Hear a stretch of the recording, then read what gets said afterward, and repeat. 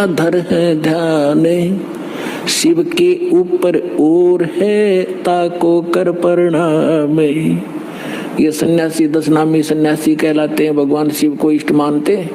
कहते हैं शिव के ऊपर और परम शक्ति है, उसका ध्यान धरो जब तुम्हारा कल्याण होगा। बेखों से भगवान का दूर महल दरबारे, पाखंडी पहुंचे नहीं दे सतगुरु पार उतारे। इन भेखों से, बनावटी आडंबरों से परमात्मा का घर बहुत दूर है और पाखंडी वहां ना जा सकता ना ले जा सकता। सतगुरु दे पार उतार, सतगुरु आपको पार उतारेगा।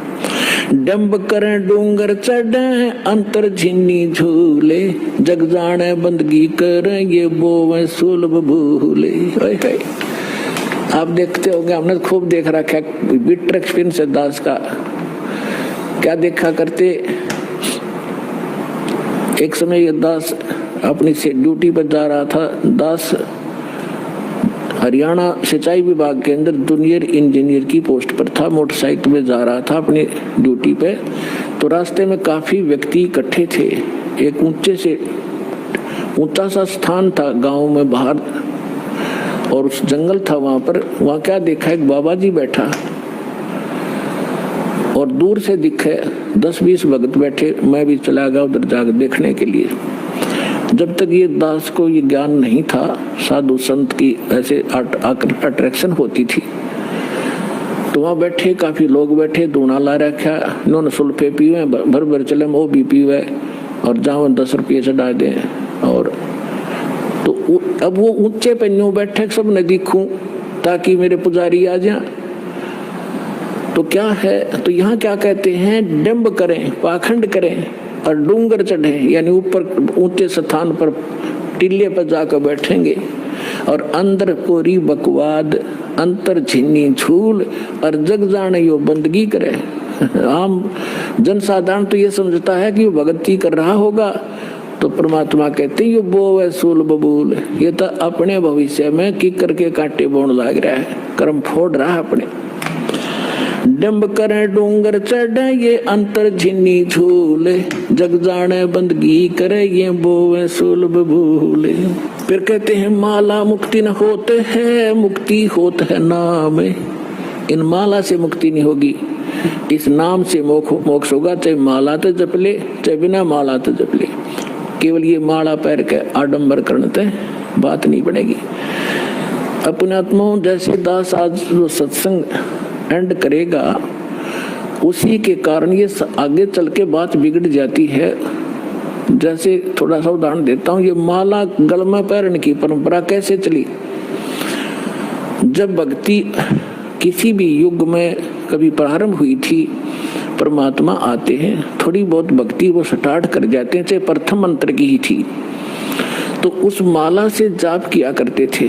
तो पहले क्या करते थे, जे कपड़े वस्त्र इसे होते नहीं थे, माला से जाप किया और माला को आदर के साथ गले में डाल लिया करते। वो लोग दिखावा नहीं था, वो सिर्फ अपना सुरक्षित स्थान और आदरणीय स्थान सीने से लटकी रहती थी, और जब उसकी आवश्यकता पड़ती उसको जब जाप कर लिया करते थे। तो जिसके गले में माला होती वो जाप करते थे। तो बगैर मर्यादा के उन मंत्र करने वालों से अगर किसी को दुआ निकल गई, वह सफल होगी। तो गृहस्थी आदमी ने को किसी ने आशीर्वाद दे दिया, उस माला वाले ने, जाप करनी ने, तो उसको लाभ हो गया। तो उनकी पूजा शुरू होगी, अपने घर घर बुलाने लगे।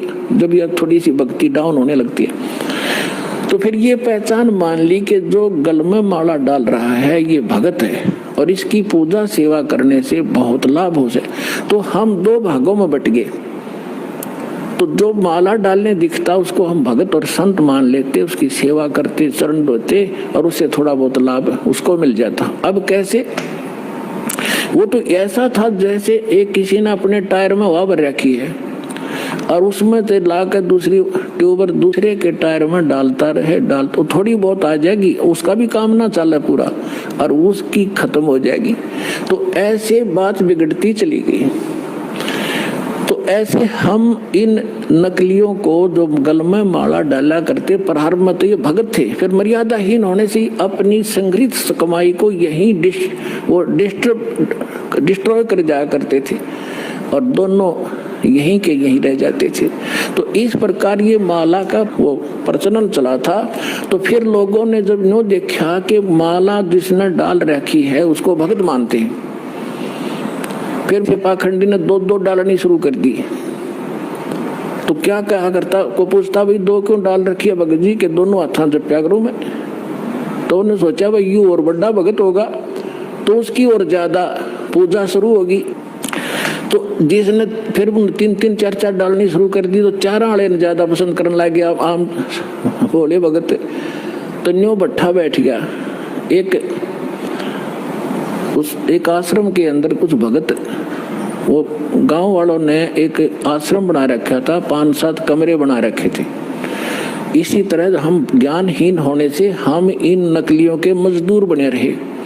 हम इनको ये थोड़ी बहुत भक्ति कर दे जैसी, और फिर हम उनसे सेवा करके रोटी टूका खुआ कर थोड़ा बहुत राहत हम ले लेते। हम इनके भिखारी बने रहा करते थे। अब दास चाहता है कि घर घर में सब धनवान हो, भगवान के खजाने में कोई कमी है? जो भक्ति करेगा वो धनी हो जाएगा, भगवान की भक्ति का सारे सुख आपको प्राप्त होंगे। हम क्यों किसी के मुंह की तरफ देखेंगे? फिर तो क्या था,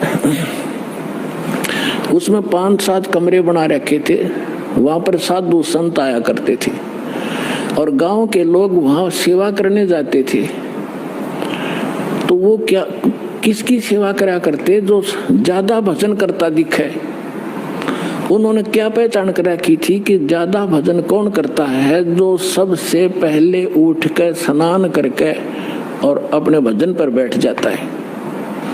तो भगत वहां जो रहते थे सेवादार का, तो गांव वाले उनसे पूछा करते थे कि आज पहले कौन सा उठा था, कि आज जो उनके लंगोट सूखा करते बाहर, एक कॉपीन रखते थे, वो धो के सुखा के और अपने भजन पर बैठ जाते थे।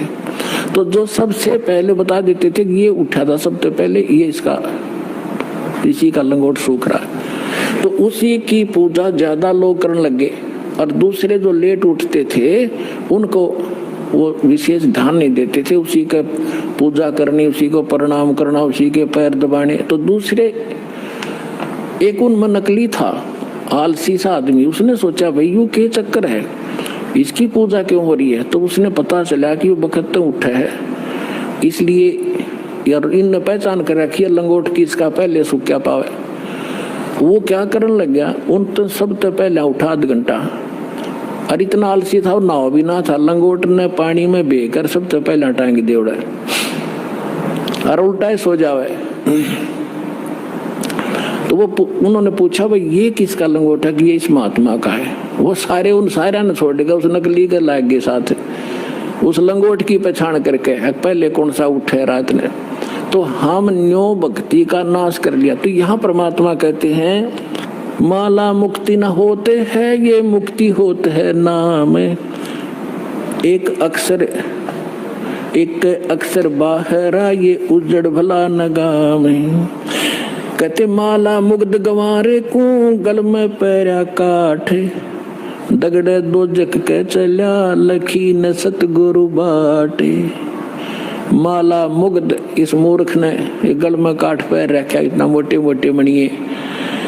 और दगड़े दो जग के चला, नरक के रास्ते को पकड़ रखा है। लखी ना सतगुरु बाट, यानी सतगुरु के मार्ग का इसको पता नहीं चला। मुंड मुंडावे मूर्खा, ये कर है घोट में घोटे। बार भेख बनावे ही, अंदर गिन अनगिन खोटे। ये मुंड मुंडावे मूर्खा, यानी कुस्ता फिरा लेते हैं, कचकोला कोरा कटवा लेते हैं, और कर मुंड मुंडावे मूर्खा, और कर हैं घोट में घोट। और बाहर भेख दिखावे ही, बाहर तजनो दिखे बड़ा महात्मा होगा, अंदर अनगिन खोट। केले की कोपीन है, ये फूल पान पल खाई। नर का मुख नहीं देखते, जो बस्ती निकट ना जाई। एक समय इस दास को ये ज्ञान प्राप्त हुआ तो हम अपने ऑफिस में बैठ के फिर तो हमारे पास एक यही चर्चा हो जाती है, जो भी जिसने हमारी बात सुनावे थी उसको चर्चा शुरू कर देते थे। तो उनमें से एक कहने लगा कि नहीं, आपने संत तो देखे नहीं है।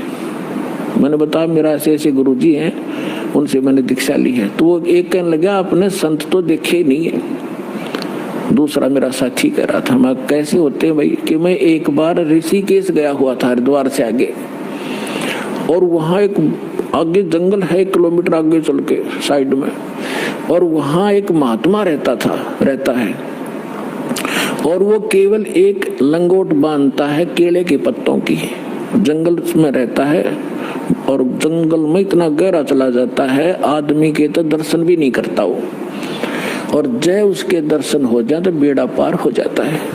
तो बहुत से लोग वहाँ इकट्ठे हो रहे थे, तो मैं भी जाकर बैठ गया, उनसे पूछा ताछी की, तो उन्होंने बताया कि एक महापुरुष रहते हैं यहाँ पर, और वो कभी कभी यहाँ दिख जाते हैं विचरण करते हुए, तो हम उसके दर्शनार्थ बैठे हैं, हो सकता हमारे भाग जाग जा। लेकिन वो जब भी कोई आभास होता है तो भाग कर अंदर गुफा गहरी जंगल में भाग जाता है, आदमियों को दर्शन नहीं देता। तो कहने लगा कि एक बता रहा था कि मैंने एक दिन थोड़ी सी दर्शन हुए थे, बस एकदम फिर वो पीठ फेर कर भाग गए, बस उस दिन थोड़ी सी कसर रह गई, ना बेड़ा पार हो जाता। तो उसी आस में 20-30 आदमी बैठे थे वहां। अब इस परमात्मा के ज्ञान से वो निर्णय होगा कि वो के था, वो कौन था। है उसके क्या कहते हैं सुख संवेद में, केले की कोपीन है वो फूल पान फल खाही, केले के पत्ते की तलंगोट बांध रखा है।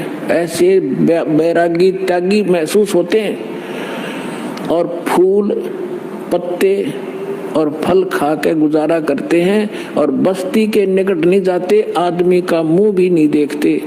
ऐसे त्यागी बैरागी, उनको संसार एक समृद्ध संत मानते हैं। अब उसका पैमाना दिया है सुख संवेद में, केले की कोपीन है जो फूल पान फल खाही, नर का मुख नहीं देखते जो बस्ती निकट नहीं जाही। वो क्या है, वो जंगल के रोज है जो मनुष्यों बिद के जाही, निस्दिन फिरो उजाड़ में न्यो परमात्मा पावे नाही। कैसा पैमाना दे दिया, वो जंगल के नील गाय हैं, रोज हैं जो आदमी देख कर भाग जाओ, फदर फदर कर पता नहीं कहाँ जाकर डटे। ये जंगल के रोज है, जब नाम से मोक्ष होगा, इन बकवादों से होगा। ये जंगल में पशु सारे नंगे फिरे और भाग जाते हैं, मर्ग भी भाग जाते हैं आदमी से डर के। फिर इसका समाधान बताते हैं, डेरे डंडे खुश रहो ये खुसरे लेना मोक्षे, दरु प्रहलाद पार उतर गए फिर डेरे में क्या दोषी। परमात्मा देखो, और तो उदाहरण उनके पास था नहीं जब ये ज्ञान मालिक दिया करते थे। हम धरु और प्रहलाद को मुक्त मानते हैं, मानते हो कहाँ जी? तो जब धरु और प्रहलाद तुम कहते हो पार हो गए, उनके इतिहास देखो पढ़ के। प्रहलाद जी 10 वर्ष के थे जब नरसिंह जी आए, उनको मिले, यानी परमात्मा प्राप्ति हुई। भक्ति वो पहले से ही कर रहे थे, और फिर उन्होंने शादी करवाई। और जो राजा बलि था, जिसने वो 100 अश्वमेघ यज्ञ करी थी इंद्र की गद्दी प्राप्त करने के लिए, और जिसके लिए भगवान आए थे 52 रूप बना के, तो वो प्रहलाद का पोता था, बैलोचन का लड़का था। तो उनने ब्याह करवाया, बालक हुए और वो पार हो गए। और ध्रुव का भाई था उत्तम, उसकी मृत्यु हो गई थी। फिर ध्रुव ने ब्याह करवाया और उत्तम वाली पत्नी भी उसके साथ रखी उसने, तो वो भी पार हो गया। तो कहने का भाव ये नहीं है कि तुम जो बकवाद करते हो कि ब्रह्मचारी जंगल में गए वो पार होंगे, नहीं। अगर ब्रह्मचारी पार हो तो ये इजड़े तो सब तो पहला पार हो जा, उनका तो 5-6 नंबर आवे। लेकिन मोक्ष होगा भक्ति से, चाहे ब्रह्मचारी कर लो, और चाहे ये खुसरे कर लो, और चाहे गृहस्थी कर लो। दुराचार बुरा बताया, ये तो वैसे अच्छा नहीं, वैसे भी बेहुदी बातें हैं। तो कहने का भाव ये भक्तों के तो वैसे सतर के काम नहीं है। तो इस प्रकार क्या कहते हैं, डेरा डांडा खुश रहो।